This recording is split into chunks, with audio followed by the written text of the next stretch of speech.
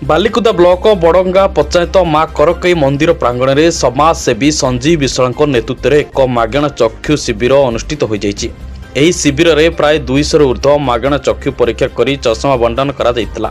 श्री विश्वाल अनेक दिन धरी बालिकुदा एरसमा अंचल में शीत दिन में कंबल बंटन ठारू आरंभ कर घर पड़ी पर्यंत अनेक लोकमानक असमय हाथ बढ़ाई सहयोग करने सहित लोकमानक मध्य बेस प्रशंसा पलटि। तेबे आज चक्षु शिविर में आउ एक उदाहरण पलटि। तेबे आगामी दिन में यही समाज सेवा करने लक्ष्य रखिछन्ति।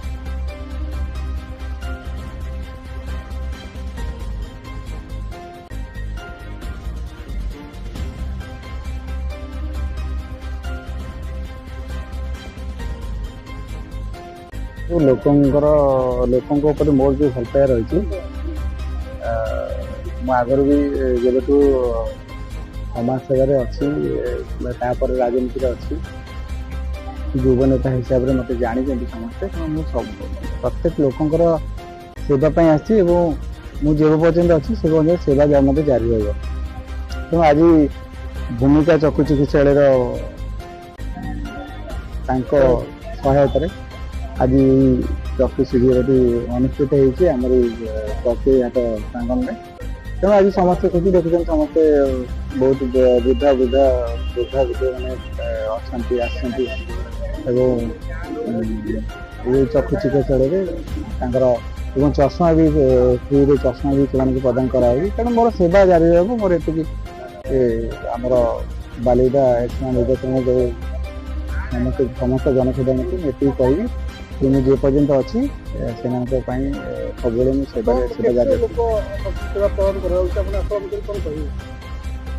एपर्यंत तो 200 ऊर्ध्व परीक्षा सरला। तेणु आहरी 5टा पर्यटन चलो। तो आशा करे 500 रोगी मैंने आसवे चषमा भी प्रदान कर भल भल हम मोर आशा।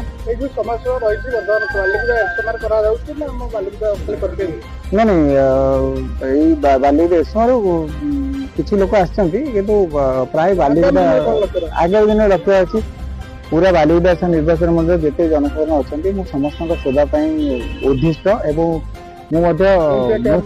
सेवा जारी रहा। मोर हूँ प्रथम संकल्प मोर हूँ सेवा।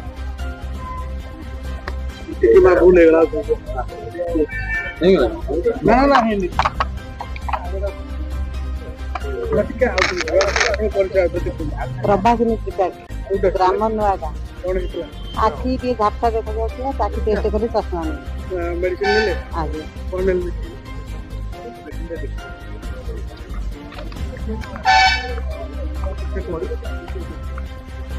ए भूमिका करा के कैंप करतला संजीव भाई।